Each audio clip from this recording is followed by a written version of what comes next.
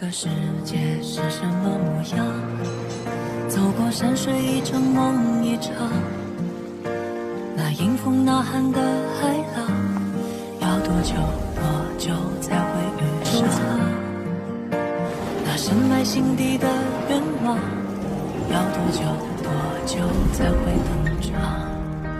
沿途一身泥泞跌撞的越来越回去的泪，才能淹没了脆弱。你发誓更勇敢一生与梦，别怕未来的模样不负曾经的凝望。有多少理想，就有多少次穿肠。那沿途的风浪，也不过就这样。这一路光景有你在身旁。 Selamat datang di Bangkobel Donghua. Sebelum lanjut ke alur cerita, support channelnya dulu ya sahabat Donghua, dengan cara klik tombol subscribe dan like videonya. Terima kasih. Tanpa berlama-lama lagi hayu kita simak. Soul Land 2 Chapter 9.1. Chapter 9.1, Dewi Kupu-Kupu berseri-seri. Tidak, aku harus gigih. Saya tidak bisa didiskualifikasi. Huo Yuhao mengepalkan giginya dengan kuat dan mempercepat langkahnya lagi.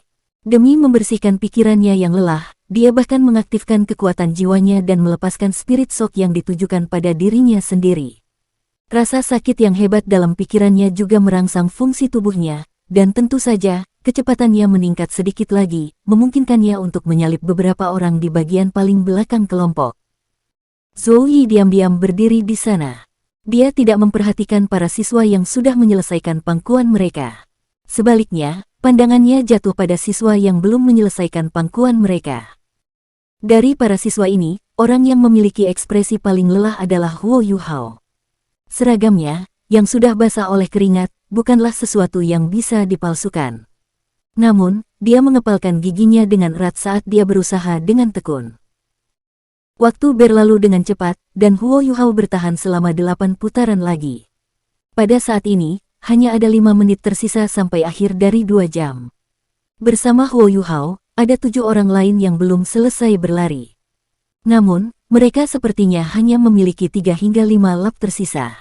Selain itu, mereka sudah mulai menggunakan semua kekuatan mereka untuk meningkatkan kecepatan mereka. Masih ada kemungkinan bahwa mereka akan selesai tepat waktu.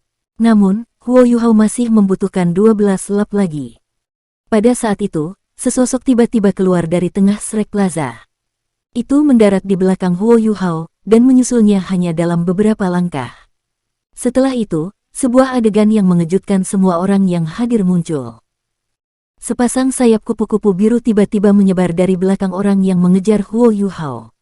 Ujung setiap sayap tanpa henti berubah antara biru tua, biru, dan biru muda, sementara permukaan masing-masing sayap mirip dengan lingkaran cahaya berbentuk V yang telah tertanam di langit biru yang pada gilirannya membawa cahaya ke dunia manusia. Bentuk dan warnanya sangat indah dan sempurna. Ketika sepasang sayap yang begitu indah tiba-tiba muncul, kejutan yang diberikannya kepada semua orang terlalu hebat. Praktis semua siswa, terlepas dari apakah mereka laki-laki atau perempuan, menjerit. Sepasang sayap itu terlalu indah. Permukaannya menyerupai semburan putih yang mengalir dari lautan biru. Pola-pola di atasnya, serta warnanya, sangat luar biasa. Ketika itu biru, seluruh permukaan sayap menyerupai lingkaran cahaya yang tertanam di dalam langit biru. Kadang-kadang berubah menjadi biru tua, biru, dan kemudian biru muda. Pola cahaya putih pada kedua sayap itu seperti mutiara yang tertanam di dalamnya, mereka memiliki kilau cerah yang sangat mempesona. Meskipun sayap hanya bayangan ilusi, itu menyebabkan semua orang yang hadir memiliki perasaan tertegun dan terpesona di bawah iluminasi mereka. Bahkan Zhou Yi, yang adalah seorang guru, merasakan hal yang sama. Setelah sosok itu melepaskan sayap kupu-kupu, itu menempel pada Huo Yuhao dari belakang. Itu memeluk Huo Yuhao di bawah ketiaknya, dan sayap di punggungnya tiba-tiba mulai mengepak. Persis seperti itu benar-benar membawa mereka berdua ke langit. Huo Yuhao juga kaget. Dia tanpa sadar berbalik untuk melihat siapa orang itu, membiarkannya melihat wajah tampan Wang Dong. Kamu apa? Mengapa kamu tidak mengedarkan kekuatan jiwamu untuk membuat tubuhmu lebih ringan? Wang Dong mengepakkan sayapnya yang indah saat dia berbicara, menyebabkan mereka tiba-tiba bertambah cepat. Dia kemudian membawa Huo Yuhao bersamanya saat dia terbang mengelilingi Shrek Plaza dengan kecepatan tinggi. Huo Yuhao juga terpana oleh sepasang sayap di punggung Wang Dong. Terlalu cantik, mereka benar-benar terlalu cantik. Apakah ini jiwa bela dirinya? Huo Yuhao bahkan bisa merasakan pola berbentuk V di sayap Wang Dong menyerap kehangatan sinar matahari. Tanpa menyebutkan ini, hanya jiwa bela diri yang memiliki kemampuan untuk terbang sudah keberadaan yang sangat kuat. Lebih jauh lagi, ada pepatah di dunia alami, jiwa bela diri yang indah selalu lebih kuat. Jejak kepuasan tampak jelas di dalam keheranan Zhou Yi saat dia berbicara pada dirinya sendiri, Dewi Kupu-Kupu Radiant. Jiwa kupu-kupu yang paling indah di benua ini. Bagus, sangat bagus. Setidaknya tidak semua dari mereka mengecewakan saya. Petik 2. Kecepatan terbang Wang Dong sangat cepat. Dengan kecepatannya, menyelesaikan 12 putaran dalam waktu 5 menit bukanlah tugas yang mustahil lagi. Ketika keduanya secara bersamaan mendarat setelah menyelesaikan putaran terakhir Huo Yuhao, mereka tidak bisa membantu tetapi tersandung. Huo Yuhao buru-buru berbalik dan mendukung Wang Dong. Namun, ia juga jatuh ke belakang, menyebabkan Wang Dong jatuh di atasnya. Meskipun kultivasi Wang Dong tidak bisa dianggap lemah di antara teman-temannya, dia masih anak-anak. Setelah lebih dari 3.000 meter saat membawa Huo Yuhao, kekuatan jiwanya telah sedikit overdraft. Begitu dia mendarat, sepasang sayap menyilaukan di punggungnya ditarik ke tubuhnya. Ekspresinya juga menjadi pucat. Huo Yuhao hancur di bawah tubuh Wang Dong, tetapi jejak senyum masih muncul di wajahnya. Terima kasih. Aku menghancurkanmu terakhir kali, dan kau menghancurkanku kali ini. Petik 2. Wang Dong merangkak kembali dengan ekspresi jijik di wajahnya. Kau bocah nakal, apa kau pikir aku ingin berada di atasmu? Huo Yuhao tidak marah dengan apa yang dikatakan Wang Dong saat dia merangkak bersamanya. Sementara terengah-engah, dia memberi acungan jempol pada Wang Dong. Wang Dong tertegun sejenak, lalu, dia menganggukkan kepalanya dan memberinya jempol sebagai jawaban. Setelah itu, kedua orang itu hanya bisa tersenyum. Dendam mereka sebelumnya juga benar-benar menghilang pada saat ini. Semua siswa telah menyelesaikan 100 putaran dalam waktu yang ditentukan. Mereka sekarang berdiri di tengah-tengah Shrek Plaza, beristirahat. Zhou Yi tanpa ekspresi menoleh ke arah para siswa saat dia dengan acuh tak acuh berkata, orang-orang yang namanya saya panggil, melangkah maju. Cheng Cheng, Qiu Jianrao, Tang Dao, Sangguan Chentian, Lin Zheyu, Sugeyun, Tai Long, Tang Ling, dan Yun Xiaopiao. Petik 2. Sebanyak 9 siswa dipanggil olehnya. Para siswa jelas tidak pernah berharap Zhou Yi dapat benar-benar memanggil nama 9 siswa, meskipun mereka tidak memberikan pengenalan diri. Para siswa yang dipanggil perlahan melangkah maju.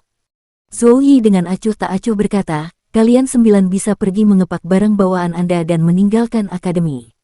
Mulai saat ini, Anda bukan lagi siswa Akademi Shrek. Petik 2. 9 siswa yang masih lelah karena berlari segera tercengang, sementara siswa lainnya meletus. Guru, mengapa? Pemuda tinggi bernama Tai Long melangkah maju dengan ekspresi marah di wajahnya.